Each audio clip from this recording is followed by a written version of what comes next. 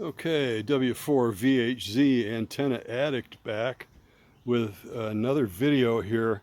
This is a 440 12 element Yagi that I got at a HamFest on the 20th of June.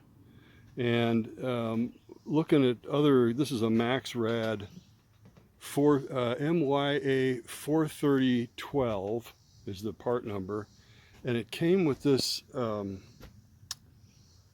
this gamma match here, and I looked it up online, and that's just all wrong. I think this was the element that was bent, so apparently it sustained some damage, and somebody tried to put it together with this, but we tried this out at field day and just could not get it to tune below about a 2.2 to 1. So again, I looked at the pictures, and the actual gamma match doesn't look anything like that.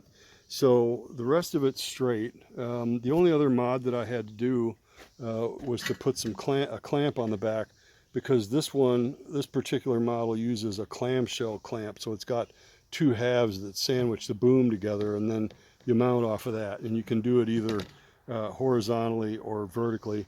I have it set up for FM right now, so when it mounts to the mast, it looks like that, and the matching unit is supposed to face up. Well, at any rate, so I figured that match was all wrong, so we went about trying to figure out a better way. And you'll notice how robust this is. These are solid elements. These are not tubing, and they're bolted in, and all of them are like that. And the caps are good. I think I paid 10 or 15 bucks for this thing.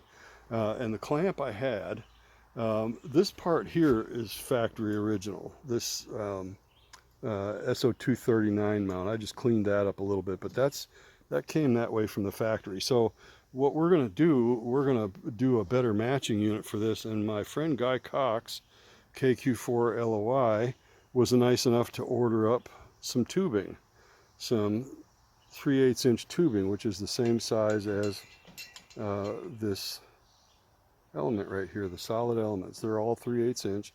So what we're going to do is we're going to make a proper gamma match for this, and we'll see if we can get it to tune. But I can tell you right now that that's way too short. So they had this tuned for something other than 440, or if they had it tuned for 440, it was like way at the top of the band, which I can't figure out why they would do that. But at any rate, I want it to be able to be, tunable through more of the band. But at any rate, so let me pause the video here, and I'll be back in a second, and I'll show you what we're going to do. So if you look at the old match, you can tell this is obviously handmade, because the metal is like cut by hand, right, and bent by hand. So is the one I'm going to put on there, but mine is going to be a lot better. This has obviously been cut off. It was probably a little bit longer. I'm thinking half again that length maybe, but that is pretty short. But the idea is I wanted to have something like this to be able to fix this thing. But this here together was just, yeah, that wasn't going to cut it. So I got busy with some 3/8 tubing and some aluminum strap, and I cut that out, and I'll show you what we got in here in just a second. So there's a couple of components to a proper gamma match. This is the center conductor and the dielectric, the white stuff, from a chunk of LMR 400. And if I remember correctly, this piece is like 3 inches long, roughly. Let me get the ruler here so I'm not lying to you. Yeah, here's the scale of this thing. So it's about 3.5 inches overall, right? I figure if I can't match it with that, then I got a problem. So it's about 3.5 inches from the center of the ring terminal, and I got it right down on to the ring terminal there. Okay, because I'm gonna put some heat shrink tubing over that after I tune it up, but I'm also going to put some solder on there to kind of seal that up to keep it from corroding. At any rate, so there is that. And then the other component of it is, like I said, we've got this tubing that Guy Cox got me, and this is how the gamma match should be. So this is called a trombone capacitor for matching, because it slides in and out just like a trombone. Let me back up just a little bit so you can see that. So the way this works is this part here slides over the element. Where is my driven element? That one right there. And then that goes over the top of that. And I'm going to put that together and show you what it looks like here in just a second. Now there's what it looks like in place. And you'll know it's the angle of this. It's actually, the distance is the same. And if I need to squish it down just a little bit, I can. But the idea is you slide this trombone capacitor backwards and forwards until you get a good match, like that, because this part stays stationary. And then once you get a good match, which is a combination of where the strap is, where the center element and the dielectric are inside the tube, and then I can already tell you that this is way too long. Okay, this is probably at least a ½ an inch too long based on everything else that I'm seeing. But this is a good starting point. And remember, you can always take metal off, but putting metal back on is a definite problem. So always start long and then just trim down. And at 440, you're trimming off in like little tiny increments, like 1 millimeter or 2 at the most, just to see what it's going to do. And then when you get a good match, then you tighten down this bolt. And the way I've got that cut out and hand machined, once that screw and the back of this has got one of those nylon washer, nylock nuts on it. Once you get it tightened down, then you're good. You'd never have to move it. And that's about the point where I'm going to put some heat shrink tubing over the top of this to weatherproof it. So as you can see, I've already got the other end weatherproofed. And you see that slides okay. I mean, you don't want it to slide real easily because then it'll be hard to tune. But I think that is going to get us quite a ways. And you'll notice I'm roughly in the middle with the gamma tube. This is the gamma tube, driven element, shorting bar, right? Obviously a SO239. That was something that surprised me.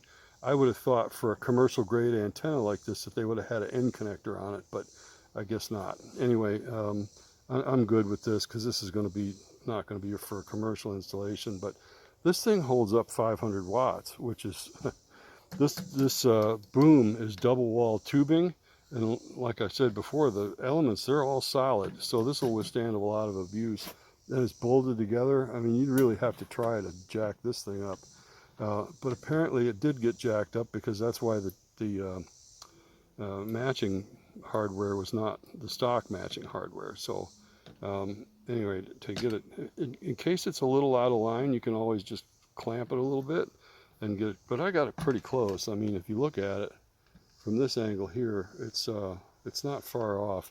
I mean, it might be up a little bit on this side, but channel lock pliers will fix that and then just clamp it down. But it's exactly 1 inch center to center, and we should be good.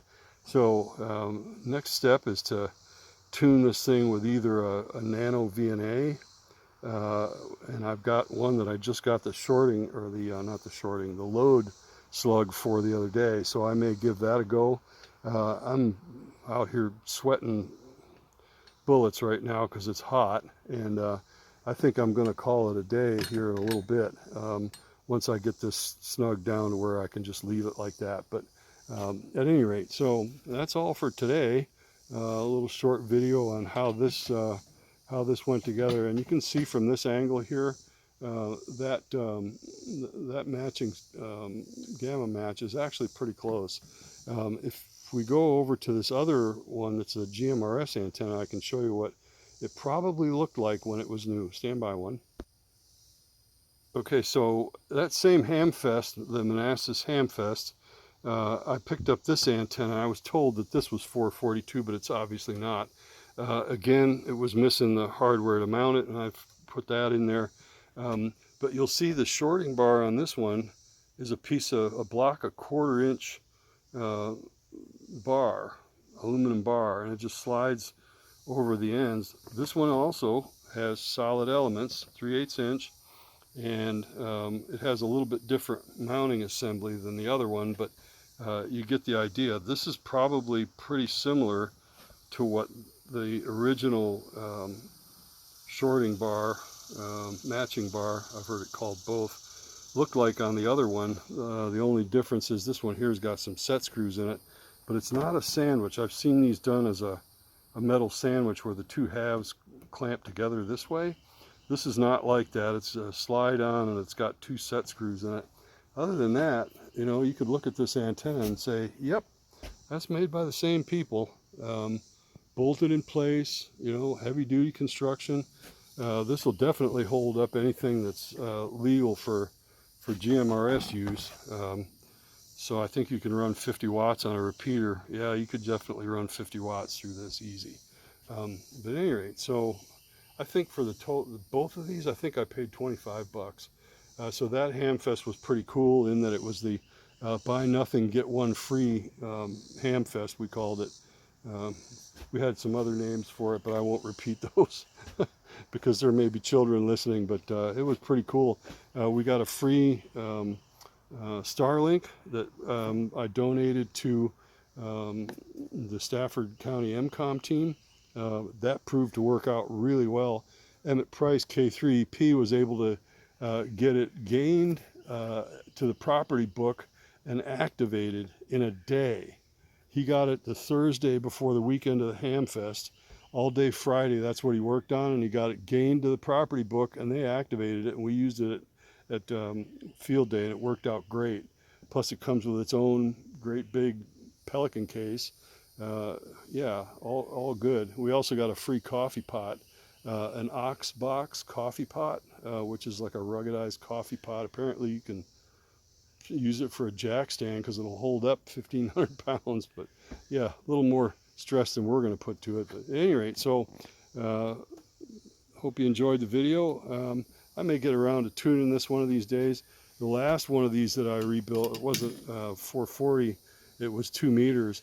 And I did a wild guess pretty much based on what the manual said, because I was actually able to get a good manual for this other antenna.